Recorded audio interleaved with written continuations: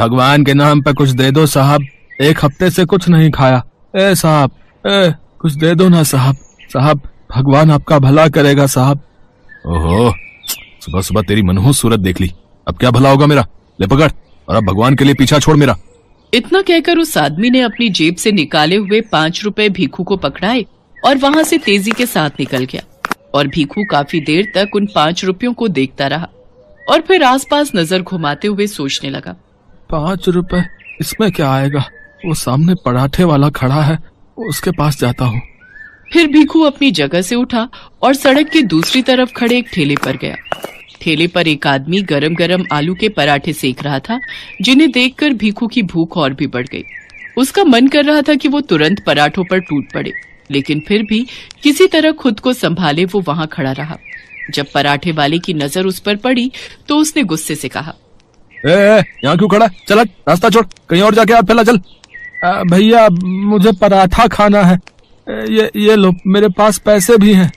ये तो बस 5 रुपए, इतने में नहीं मिलता यहाँ कुछ, एक पराठा पूरे 10 रुपए का, समझा? जा, जब पूरे पैसे हो तब आना जा। भैया पर आधे पैसे तो है ना मेरे पास, तो आधा पराठा ही दे दो, बहुत भूख लगी है भैया। अच्छा, और फिर बचे हुए आधे पराठे का मैं क्या करूंगा, है? यहाँ कोई ग्राहक आधा पराठा नहीं खरीदता, समझा? तो भैया फिर पूरा पराठा ही दे दो, भगवान तुम्हारा भला करेगा। भीखू ने इतनी बेबसी से ये बात कही थी कि उस पराठे वाले को भीखू पर दया आ गई और उसने 5 रुपए लेकर उसे पूरा एक पराठा खाने के लिए दे दिया। बस भीखू को यही तो चाहिए था। भीखू ने सिर्फ आधा पराठा ही खाया और बचा हुआ पराठा अपने झोले में डालकर वहां से चल दिया। यही भीखू की जिंदगी थी, कभी कुछ खाने को मिल जाए तो उसे भगवान का चमत्कार मानकर वो खुश हो लेता था, और जब नहीं मिलता तो उसे भी भगवान की दी हुई सजा मानकर रह लेता। उसे किसी से कोई शिकायत नहीं थी। भीखू एक पैर से लाचार था और उसका एक हाथ भी जन्म से ही नहीं था। उसकी इस हालत को देखकर कोई भी उसे काम पर नहीं रखता था। परिवार के नाम पर भी भीखू के पास कोई नहीं था, सिवाय कुछ उन बच्चों के जो उसी की तरह अपाहिज थे और भीख मांगकर अपना गुजारा करते थे। भीखू को जब कभी भीख में कुछ मिलता वो उसे उन बच्चों के साथ जरूर बांटता था। ले भाई राजू, ये तेरा, और मन्नू तू ये ले, और रीना ले, तू भी ले। भैया ये मन्नू का टुकड़ा मेरे टुकड़े से बड़ा है।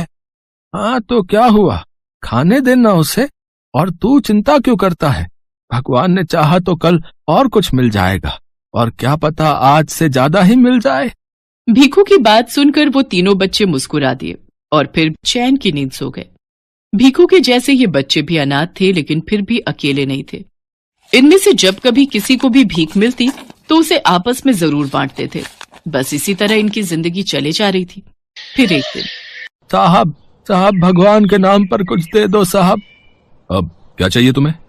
अब जो आपकी इच्छा हो साहब, पैसे, खाना, कपड़े, कुछ भी दे दो साहब, इस गरीब का भला हो जाएगा। अभी रुको, मैं बाहर आकर तुमसे बात करता हूँ। इस आदमी का नाम राजेश था, जो देखने से ही काफी अमीर लग रहा था।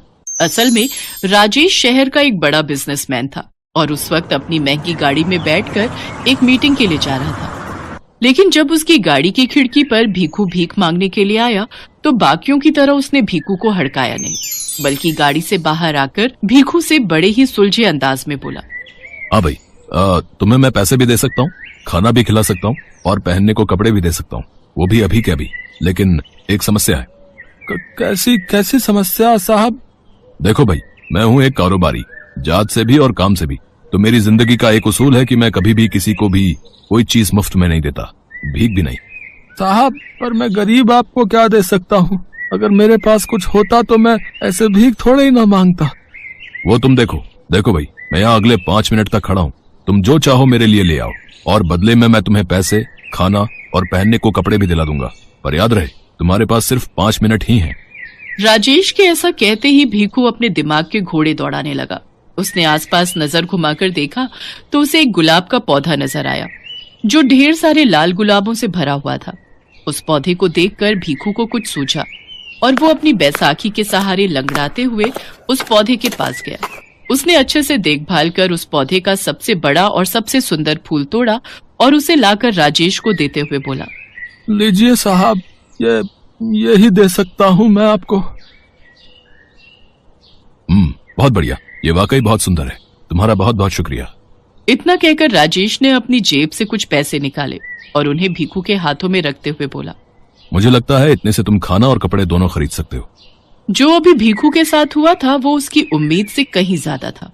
उस दिन भीखू और तीनों बच्चों ने पहली बार छक्के खाया। बच्चे बहुत खुश थे, लेकिन भीखू किसी सोच में डूबा हुआ था। क्या हुआ भैया, खाओ ना। कुछ सोच रहा हूँ राजू, अब तू खाना खा। उस दिन जो कुछ हुआ उसने भीखू के दिलो दिमाग पर गहरा असर डाला था। असल में भीखू को पहली बार ये एहसास हुआ था कि जिंदगी में जरूरत से ज्यादा भी हासिल किया जा सकता है। अगले ही दिन सुबह सुबह भीखू एक सरकारी बगीचे में गया और उसने ढेर सारे फूल तोड़कर अपने झोले में रख लिए। फिर उन फूलों को लेकर वो उस चौराहे पर गया जहां हर रोज भीख मांगने के लिए खड़ा होता था। लेकिन इस बार उसने किसी से भीख नहीं मांगी, बल्कि सबको आगे बढ़कर सुंदर फूल देने लगा। उसके ऐसा करने से लोग बड़े खुश हुए। जो लोग पहले उसे डांट कर झिड़क देते थे वो अब उसे देखकर खुश हो रहे थे और उसे कुछ न कुछ पैसे भी जरूर दे रहे थे। उस दिन भी भीखू और तीनों बच्चों ने पेट भरकर खाया और फिर, भैया ये कमाल कैसे हो गया, इतना सारा खाना।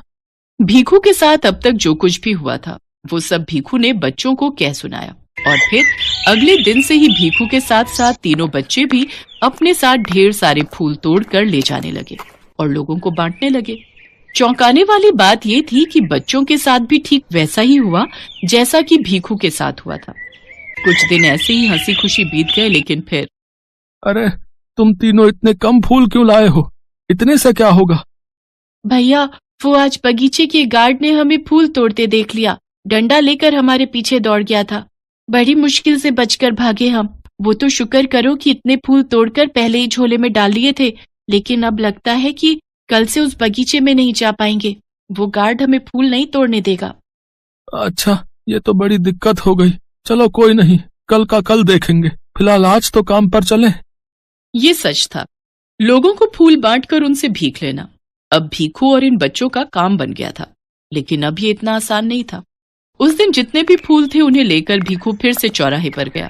वो जाकर खड़ा ही हुआ था कि तभी वहां एक गाड़ी आकर रुकी। भीखू उस गाड़ी को देखते ही पहचान गया, क्योंकि वो गाड़ी राजेश की थी। साहब साहब ये लीजिए साहब, ये आपके लिए। शुक्रिया दोस्त। दोस्त, आपने मुझे दोस्त कहा साहब। हाँ, क्योंकि अब तुम भी मेरी तरह ही कारोबारी हो गए हो। तुम्हारे बारे में सुना मैंने, यहाँ सब तुम्हारी ही बात करते हैं, तुम्हें फूलों वाला भिखारी कहकर बुलाते हैं और कई लोग तो तुम्हारा इंतजार भी करते हैं।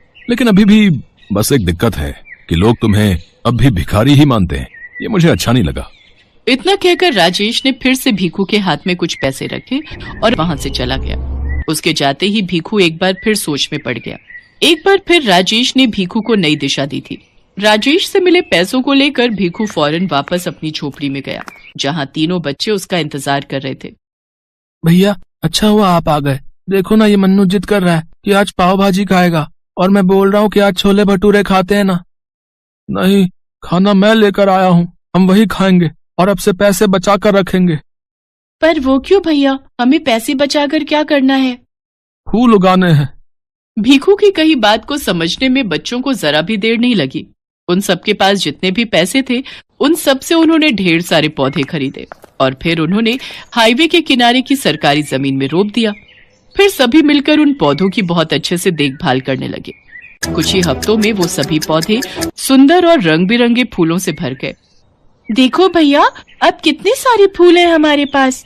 अब हम फिर से एक साथ भीख मांगने जा सकते हैं। नहीं, हम जाएंगे तो जरूर, लेकिन भीख मांगने नहीं, बल्कि कारोबार करने। क्या मतलब भैया? भीख मांगने से बेहतर है कि हम इन फूलों को बेचकर पैसे कमाएं और फिर जो पैसे मिले उनसे और पौधे लगाएं, फिर और ज्यादा कमाएं। आखिर कब तक भिखारी ही रहेंगे? क्यों, सही कहा ना मैंने?